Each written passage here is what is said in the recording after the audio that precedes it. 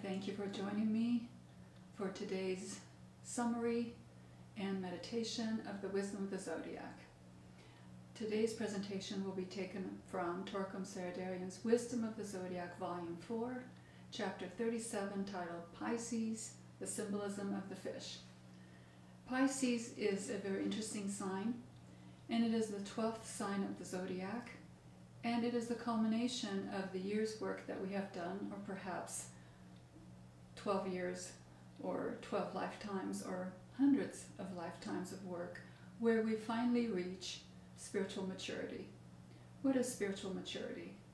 Briefly, it is being able to have a clear direction in life, to be a person of compassion, a person of wisdom, a person who is dependable, and a person who is truly involved in understanding of what is going on in life all around, and to be able to be a server for humanity, not just one's own nation or one's own family, but all of humanity. So it is a person, a spiritual mature person is a person who has learned to be decentralized. Life is not all about him or her. Now, how does this come about? Of course, it comes about through our monthly study, meditation, striving. And so these instructions are nothing but a way to give us the wisdom to be observant and conscious about life. Let me begin by reading the first 3 paragraphs of this chapter, because I feel that they give the foundation for understanding the observation of a full moon period. From page 449, first paragraph reads, "At every full moon period, the sun transmits to us the energy of the constellation or zodiacal sign through which it is passing." Right? Each constellation is an electromagnetic sphere, and at the full moon time, our planet receives much more energy from the constellation. The energy first passes through our sun and is then transmitted to the earth. The esoteric wisdom is telling us that there are periods in our life, monthly periods, where we have certain opportunities that we can either ignore or take advantage of. For example, if the sun is shining outside, it's a beautiful day, you can either take advantage of it, go out and play and picnic and have a great time and enjoy yourself and become healthy in your outdoor activities, or you can ignore it, and so it doesn't do you any good. So observing a full moon period is important for the reason that it makes us conscious of what is going on around us, not just in ourselves, but all around us, the great life of the universe. What is it doing? And the esoteric wisdom tells us there's wisdom, there's direction, there's purpose in life. It's not just about being born, living, and dying, and then nothing happens. So there's a purpose and a reason. And so in our monthly observation, this is what we learn. The second paragraph is really a very important and beautiful paragraph, and it reads, "A great sage says that at the time of the full moon, a window of cosmic consciousness opens. When people attune with each other and with their spiritual values at this time, the energy from the constellation comes and touches their consciousness and may cause an expansion." So let me explain that a little bit more fully. What does cosmic consciousness mean? Let's first start with consciousness. What does consciousness mean? Consciousness means to be able to communicate with ever greater existence around us, to be observant and aware, and to be keenly aware of what is going on multiple layers. So for example, we can have the consciousness of our bodies or in our physical environment. We can have the consciousness of our emotional life and on our mental life, and then going deeper in our spiritual life, to be conscious of the way our essence, our soul behaves and interacts. As we grow in our consciousness, we become aware of the physical life all around us, how other people are feeling and doing and thinking, and how we relate to them as souls, and we relate to them in their essence. So for example, if we take the consciousness of a very well-trained and professional dancer performing an event on stage, she is going to be very physically conscious of her movements, the music and the rhythm and the conductor and the whole orchestra, as well as the entire audience. And she is going to be very aware of her feelings, what she's trying to express in her movements and her thinking process, so she's remembering the movements. And also be very conscious of the physical, emotional, and mental existence of all the dancers on stage and what is going on all around her. So a person is not in isolation, whether we are living every day or we are on stage performing as dancers, musicians, writers, or whatever, teachers, but we are at every given moment of our life, we are observant, open, aware, cognizant of what is going on around us. So at the time of the full moon, a window of cosmic consciousness opens. You can imagine what that means. You can think about what that means. What does it mean to be cosmically aware of what's going on around me? So how does that work for us? In 3 different ways. When people attune with each other, that means that immediately when a full moon period occurs, you are attuned to other people. You are not just about yourself. You open a window and you look at how are they feeling, how are they thinking, what's going on all around me in the world. So first you attune yourself, becoming aware and observant of what is going on around you in the physical, emotional, and mental and spiritual sense. Second, we attune with our spiritual values. So we don't just say we are compassionate, we are kind and loving. We are not just ourselves lovers of beauty and goodness and joy and righteousness, but we hold those values and we attune to those values in each other. Do you see how that works? So that I am not just seeing myself as somebody who loves to be righteous, but I see that same righteousness in you and in all other people. And I don't have this negative, pessimistic attitude about life and people around me. So I immediately open that bridge of communication through these principles with other people. You see how it works? It's really, really beautiful. Now, when these 2 things are available, we are in tune with each other and we are in tune with our higher principles and values, then the energy that comes from the constellation that is aligned with the sun and to our planet can touch our consciousness, our expanding field of consciousness, our expanding field of awareness, our observation, and immediately it may make changes in us. It's really interesting. It says, may cause an expansion, which means it is all up to us. You can have the most beautiful music outside, the most beautiful books around, the greatest teachers, the most beautiful, perfect day. And if you are living in a cave, it makes absolutely no difference until you take the steps to step out of that cave, to be in freedom, to enjoy what life is offering you. So this is a very important and pivotal paragraph that applies to every full moon observation in esoteric wisdom. Now the 3rd paragraph is also very, very important. It says the progress of humanity, the progress of all humanity, not just you or me or small groups, depends on whether people expand their consciousness. This is very, very true. We cannot just think in isolation.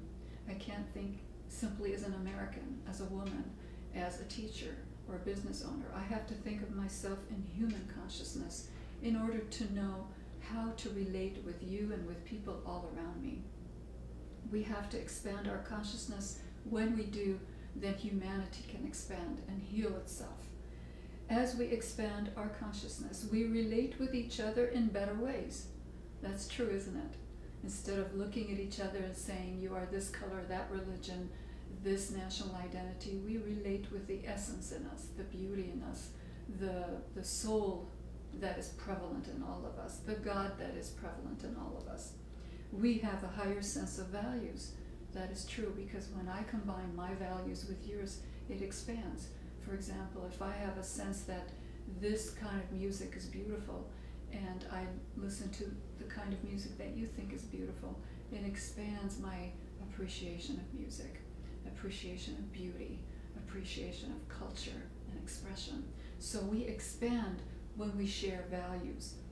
We then have a clearer direction in life and purer goals. That is really, really important. And when we consider what goes on in life all around us right now, the kind of abuse and neglect and non-observance of the rule of law in so many parts in our life of the whole planet, we can see that it is very important for all of us to think in terms of the whole, not just me, not just my family, not just my group or my nation, but the whole of humanity has to be taken into consideration for all of humanity to change.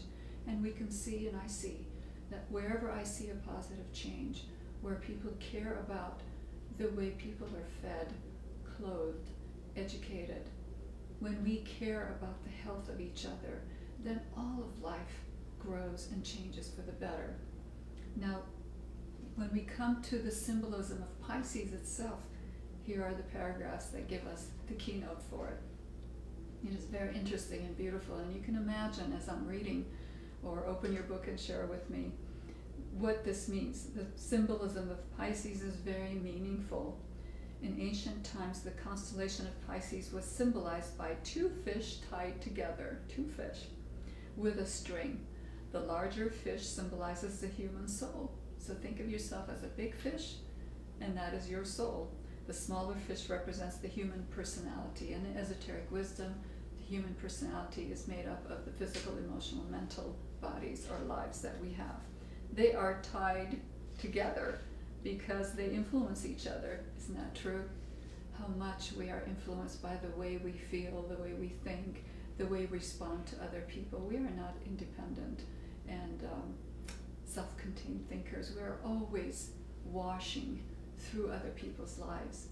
If the personality fish happens to be stronger, which in many cases it is, it pulls the soul fish after itself. Sometimes it's not the whole personality that's stronger, it's one part of that fish that's stronger. For example, our physical life, it pulls us in a direction, or our emotional turmoils pull us in the other direction. In other words, when your personality dominates, your soul is the slave of your personality. So we can see that our soul is the slave many, many times and often of our physical desires, compulsions, of our emotional turbulent seas that we live in, our mental thoughts, and the way we separate and categorize people into this category and that category. So our soul doesn't have a chance to see life as a unified whole until we take into consideration each other's feelings, each other's space, each other's thoughts.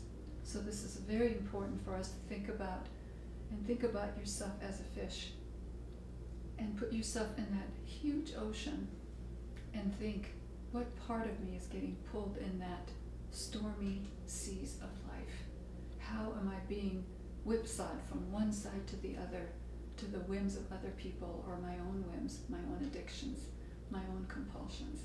It's a very sobering theme, and you can see why. It is really the sign of the culmination of lifetimes of work, so that we can say at this point we can be a world savior, world server, a mature disciple. And it takes a lot of work.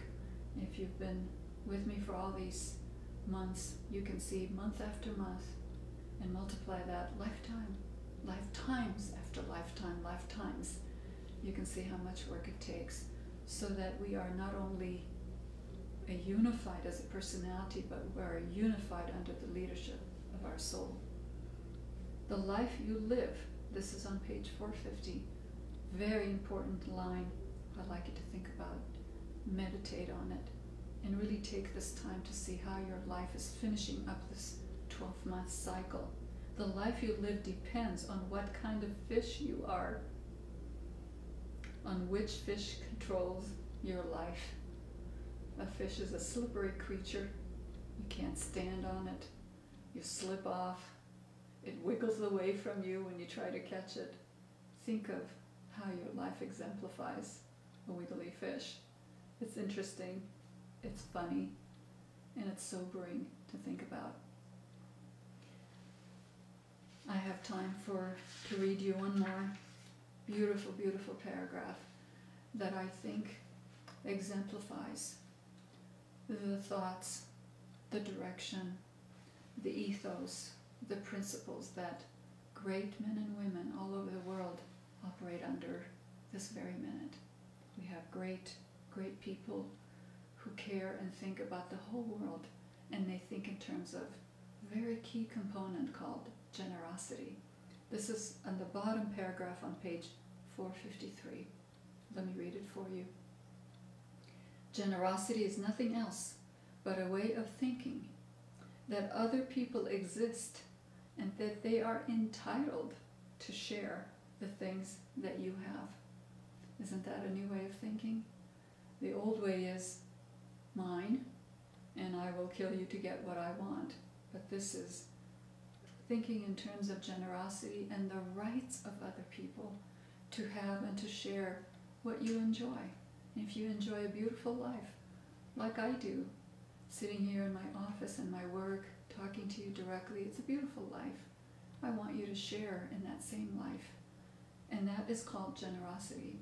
A generous person renounces his separative I consciousness and thinks of other people as being equal to himself. Now it's important in these 12 months we have gone through nothing consciousness to I consciousness, and now we are going into universal consciousness. So it's a moving, developing, evolving consciousness, going from who you are centralized in yourself, knowing who you are, and then expanding that to a universal consciousness. The generous person renounces his separative I consciousness and thinks of other people as being equal to himself. Equal is very important, that your thoughts, your feelings, your actions, your choices are just as important as mine, and they need to be considered. If a person is totally stuck to his I, he has no respect for others. Isn't that true? And he thinks that only he exists. And we have I consciousness of individuals, of tribes, nations, and regions in the world where it is only me and myself. And that has to change. And we see it changing very little bit at a time, but it is encouraging that it is. Forward-thinking people think in terms of generosity. Great benefactors, philanthropists all over the world think in terms of generosity. They share their abundance because in their hearts they know that what I have, I need to share with you. That your suffering is just as important as other people's suffering. Your well-being is just as important as mine, and I need to consider that. But if he recognizes that every human being is a spark of God, that's the key. He starts to respect others. He expands his sense of I consciousness and includes them. These are key words for me that I will take time to think about and meditate on this month, and those are being a spark of God. If we consider all of us having one father, one mother, and knowing that we come from that spark, that every existence in the world is part of that one God, then we have the sense of respect for one another. The way I relate to my whole environment changes. The way I think of other people changes. We expand our I consciousness and we include each other. This is really the foundation of cooperation, group consciousness, expansion. It is really the only way that we can move safely and peacefully into the future. Many great religious and philosophical thinkers have given us the keynote of generosity, of compassion, of caring, of inclusiveness. And this is exactly what the Pisces esoteric symbolism signifies, that we expand our consciousness beyond our environment and think of yourself being in millions of people. That essence is the one, the same. So now we will do the meditation that's in this chapter, and you can refer back to it on pages 459 to 460. I will guide us through it, and it is beautiful. You could say the meditation invocation with me, and then I will guide us on the seed thoughts, and then I will say a mantra more radiant than the sun. I will say it and give you time to repeat it after me. And as always, if you want to stay longer in your meditation, put a hold on the video, go as long as you need, Meditate clearly and with focus. Don't daydream. And when you're done, write down your insights. That's a very important process of meditation. It's scientific meditation, step by step. So you write down your insights, and then you conclude your meditation with blessings to the whole world. So let's do this together. Sit relaxed and sit up. First we will say the great invocation, slow and with meaning. And as we say the great invocation, I will think of you watching with me and listening, and I will think of hundreds, maybe thousands of people all over the world saying this beautiful mantra with us. Okay, close your eyes, sit up straight, take a deep breath and relax. Relax your neck and shoulders.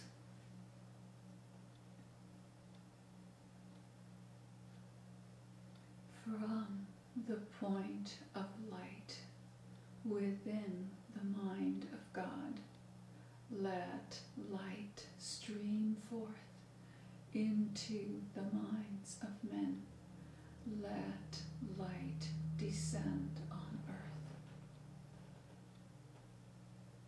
From the point of love within the heart of God, let love stream forth into the hearts of men. May Christ return to earth. From the center, where the will of God is known, let purpose guide the little wills of men, the purpose which the masters know and serve.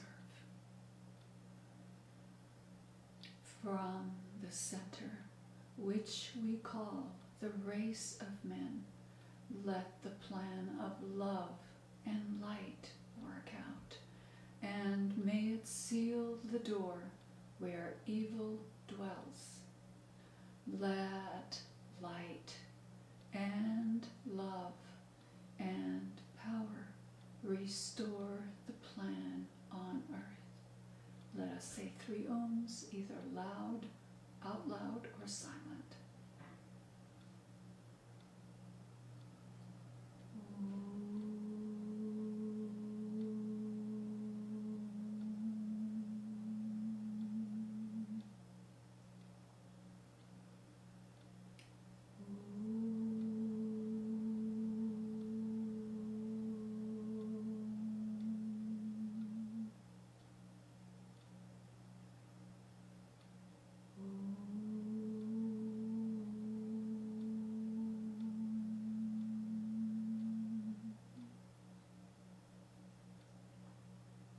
Keeping your eyes closed and staying clear and focused, meditate on the following seed thought.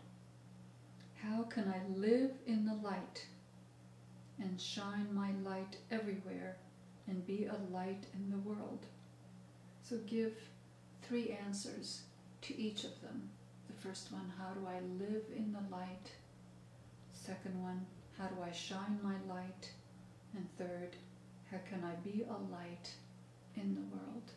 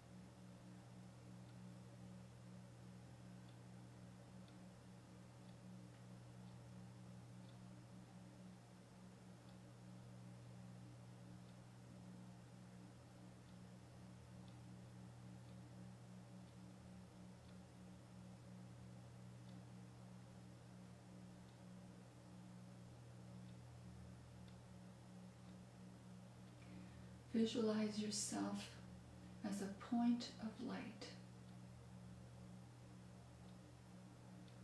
Now, one by one, add people to that light around you. They also are lights, so you are increasing one by one the light that you are surrounded with. Take a minute to do that and expand as far as you can go from wherever you are in the world right now. Expand that light and eventually connect it to the light of the groups everywhere in the world. Let's take a few minutes to do that.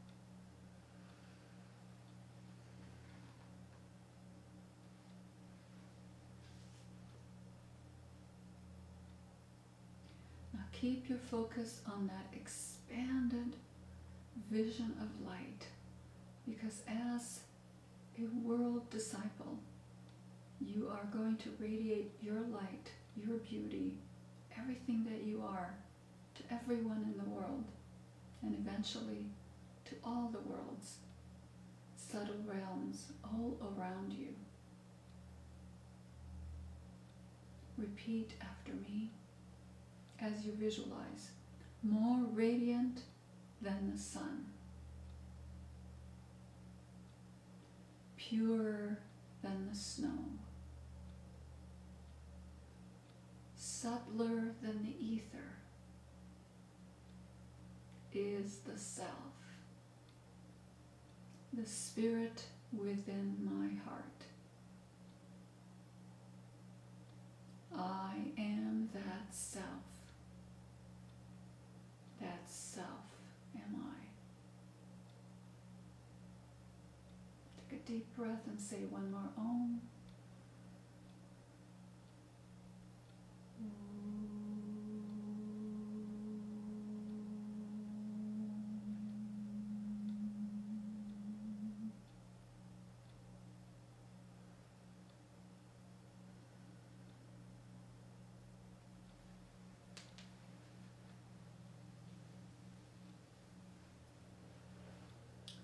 So as you come close to the full moon of Pisces, set a time for that observation, 5 days or 7 days. I like at least 5 days, the day of the full moon, 2 days before and 2 days after. And take each day 5 minutes, 10 minutes. You can surely spare 10 minutes of a day for 5 days of the month. Read a passage, think about it. Think about where your consciousness is right now and how you can expand it. And sometimes think about other people like you who have the same interests, the same heart, the same desire to see peacefulness and compassion increase in the world, and link mentally with them, emotionally with them, and send them your good thoughts, your loving heart, and expand that layer of consciousness that you have by linking with other people. I hope you enjoyed this session, and remember that Pisces is about expanding and becoming eventually a world server. It is not just about us. We can't live in isolation anymore. We have to live in the context of the entire world, embrace all of humanity, and bring the good, the beauty that we have in our life, and generously share it with others. That is the only time that we have true joy in our heart and in our life. If you would like to experience the wisdom of the Zodiac in a more detailed and more in-depth fashion, we have monthly classes here at TSG, and you can subscribe to them, and we're happy to send you a link on YouTube or audio version, and you can read and discuss and share with our learned panel discussions. Thank you very much, and thank you for joining me, and I will see you next time. Bye for now.